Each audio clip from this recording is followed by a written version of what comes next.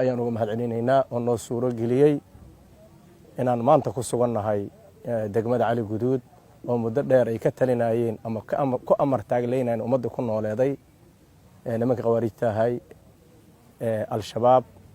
ilaahay ayaan uga mahadcelinaynaa marka koobaad. marka labaadna cid kasta ee gacan ka geysatay oo ay ugu horeeyaan ciidamada qalabka sida qaybooda kala duwan waa uga mahadcelinaynaa dadaalka iyo wanaagga aad muujiseen. ilaahay idinka abaalmariyo ayaan leeyahay. runtii nimanka nabadiidka khawaarijta dalka Soomaaliya dhibaato badan ay ka geysteen, hadday tahay cibaadadii iyo hadday tahay ummadii nolosheedii meel waliba hor istaageen. waxaad arkayseen dhibaatada ay u geysteen dadka shacabka ay ku dhameynayeen qaraxyada. waxaad arkayseen raadadka ka muuqdo oo xumaanta oo deegaankan ay ka geysteen. indhihiina aad ku arkayseen gaadiidka meeshan ku guban, gaadiid dad masaakiin ay lahaayeen ay dab qabadsiiyeen. waxaad arkayseen masaajid loogu talagalay in lagu cibaadaystay u bedeleen dukaaman iyo jibiyeen dukaaman ka dhigeen. waa bayt ilaahay oo loogu talagalay in lagu cibaadaysto. waxay ku tusaysaa inayna diin wadin ay yihiin koox isu timiday oo gaangisa oo ummadan inay nolosha ku cadaabaan go'aansaday inay yihiin cadayn u tahay. haddii masaajidkii dukaan ay u bedeleen ay ku ganacsanayeen ayagu, hadday gaadiidkii dadka masaakiin ay lahaayeen ay ku shaqaysaayeen ay dab qabadsiiyeen, hadday gabdhihii masaafurka ahay wadada ku socday in dejiyaan ay ku farxumaynayaan saldhig in ku leexiyaan, maxay ku tusay meeshaas wax diin la yiraahdo iyo wax dadnimo damiirka dadka dhintay waayay. wax samay karana ma jiraan dhaqanka ay sameynayeen nimankaanu. ilaahay ayaa mahadaas iska leh oo maanta suuro geliyay in dhibaatadii ay muddada dheer ku haayeen laga dulqaado. waxaan rabaa inaan ugu baaqo dadka deegaankan ku nool, nimankaanu noloshii idin kala hereen, horumarka hadday waxbarasho tahay la hereen, hadday caafimaad tahay la hereen. xoolihiina waxay gaareen inay bil waliba saka aan jirin ay idinka qaadaan. inay waxay gaareen dadka qof canshuur ugu qoraan ay yiraahdeen qof heblo intaasoo cunuga u joogtaa waa inay intaasoo xoola ay keenaan. waa inay waxay gaareen dadka masaakiinta ee aan xoolahooda saka ka goyn, hadday laba neef wataan neef ku fiican ama saddex wataan neef ku fiican inay ka qaataan ay gaareen. laba loor badar qoftii wadato inay loor ka qaataan ay gaareen. inay dadkii bil kasta ay maaragtay ka qaadaan dhaqaalo ay ummadan ku dhibaatayaan ay gaareen.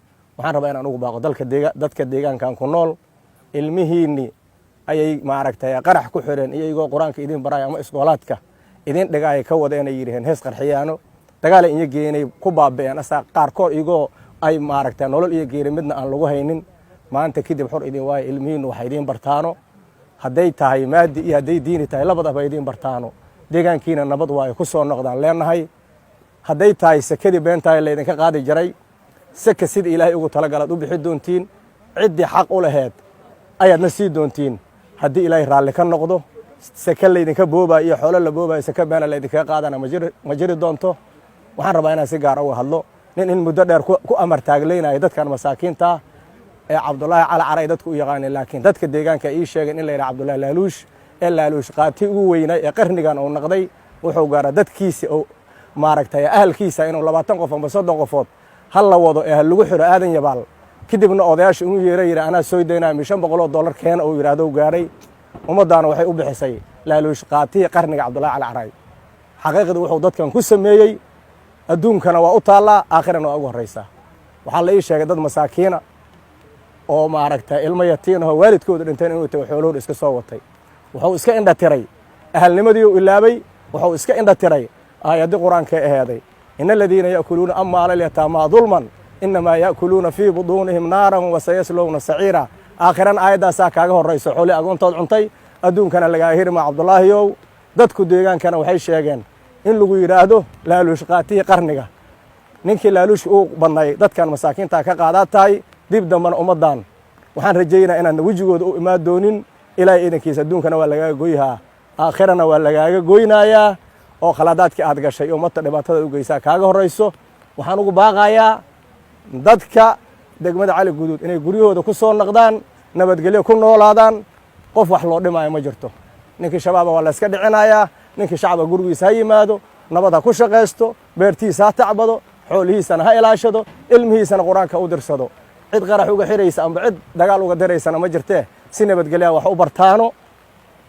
sekada beenta la idinka qaadi jiray bil walbana mid qabiilna la idin saari maayo, mid qofeedna la idinka qaadi maayo.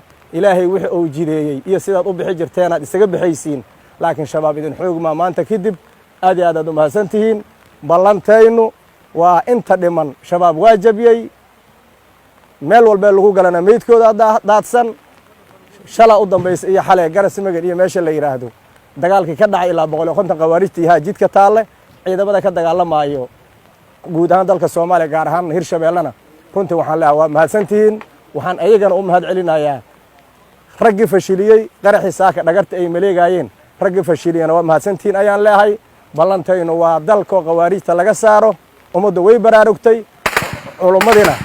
culimadina diiniyan ayay ummadda wuxuu u sheegaan waxay wadaan inay diin ayna ahayn been yihiin ay ummadda dhibaataynayaan ay sheegayaan waxaa loo diiday dhaqaalihii ay qaadan jireen nimankaas way fashilmeen military ahaanna waa u baaba'een oo waa u jeediin goob kasta looga adkaade inta dhiman ha lagu dhiirado aan dhammaystirno ballantaynana waa shabaab oo dalka laga saaro